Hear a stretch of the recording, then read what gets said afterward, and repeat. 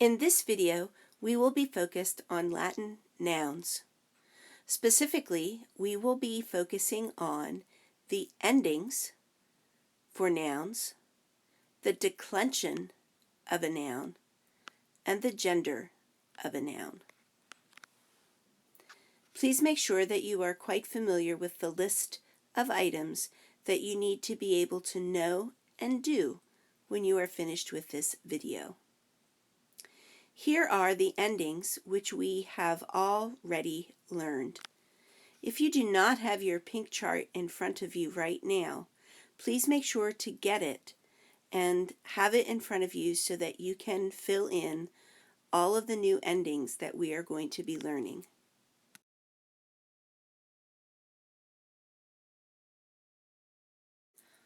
Pause the video now so that you can fill in this column of endings on your chart.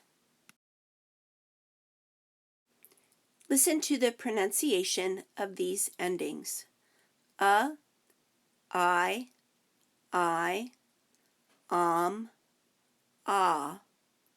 And now I'll go to the nominative plural. I, arum, is, as, is.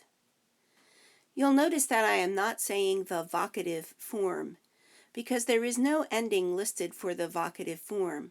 There is this abbreviation, SAN, which stands for same as the nominative. Vocative case nouns always look the same as the nominative form of the noun. Vocative singular looks like the nominative singular, and vocative plural looks like the nominative plural. There will be one exception to this rule, which we will learn about in a little bit. Notice that all of these endings appear in a column with the number first written at the top of it. First represents the declension of the noun. A declension just simply means that this is a particular group of nouns. You will know when a noun that you see on the vocabulary list belongs to this group or declension when you look at its genitive form. All nouns that have a genitive ending of AE belong to first declension, and therefore will use these endings when they are in sentences. Pause this video and examine the vocabulary list closely. Find all first declension nouns that are on the list. When you think you have found all of them, restart the video and check to see if your answers are correct. Remember that to determine the declension of a noun means that we have to look at the genitive ending. So all nouns with a genitive ending of AE belong to first declension. This means that when you write any of these nouns into Latin, or when you see any of them used in a Latin text, they will be written with the endings that are in the first declension column on your chart.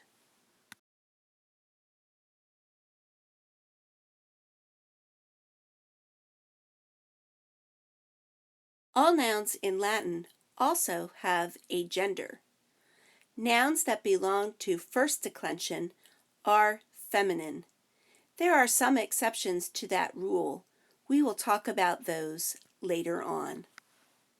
For now, understand that any first declension noun you see has a feminine gender.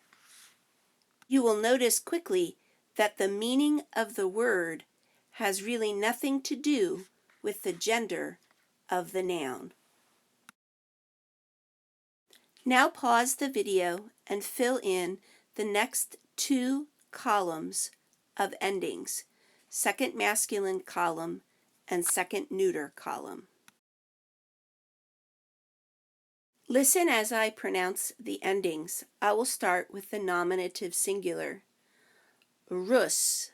I say both the nominative endings together. E, O, O. Now the nominative plural and through ablative plural. E, orum, is, os, is. Now the next column. E, O, O. A, orum, is, a, is. The title on each column tells us the declension or group that the noun belongs to, but you need to be able to look at a noun on a vocabulary list and know its declension simply by examining its genitive form. When you see E or the letter I on the genitive form of a noun, it belongs to second declension.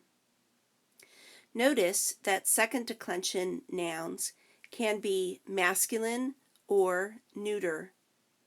To determine what gender a second declension noun is, you must look at the nominative singular form. When the nominative singular ends with R or US, it is a second declension masculine noun. If it ends with UM, it is a second declension neuter noun. Now you get the opportunity to determine if the noun on a vocabulary list belongs to second declension or not. Pause the video, examine this list, find all nouns that belong to second declension, and then determine their gender.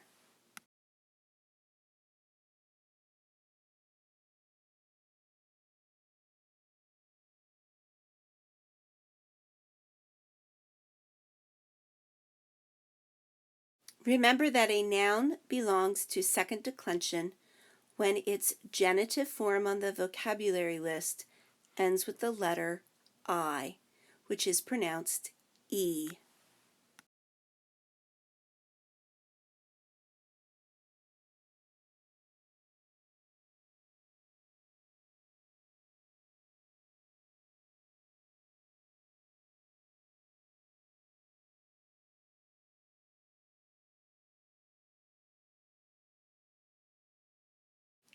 Now let's check to see if you had the genders correct.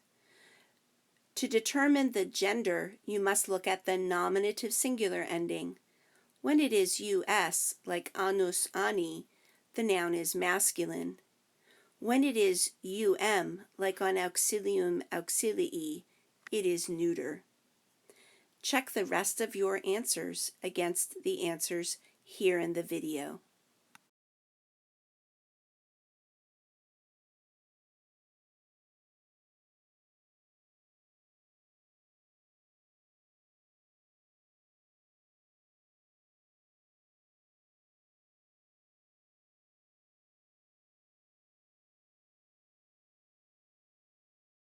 Now it's time to return to your pink chart, where you will pause the video and write the endings in the third masculine and feminine column and the third neuter column. Now that you have the endings written on your chart, listen to how they are pronounced.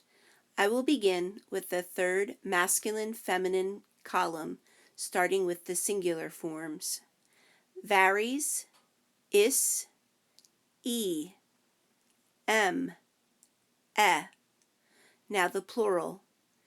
Ace, ibus, ace, ibus.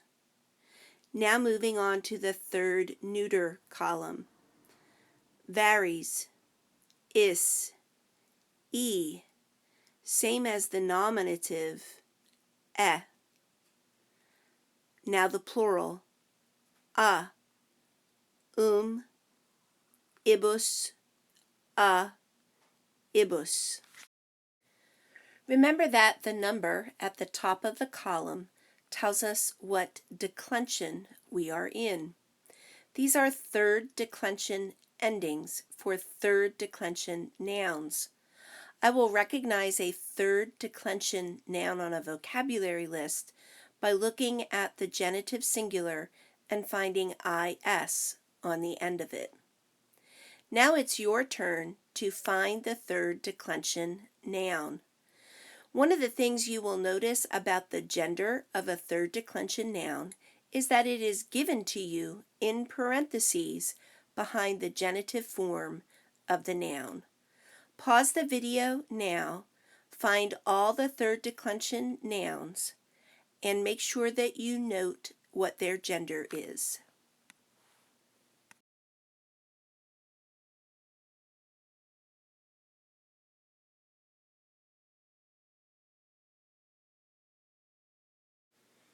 Remember that it is the genitive ending is which indicates we are looking at a third declension noun.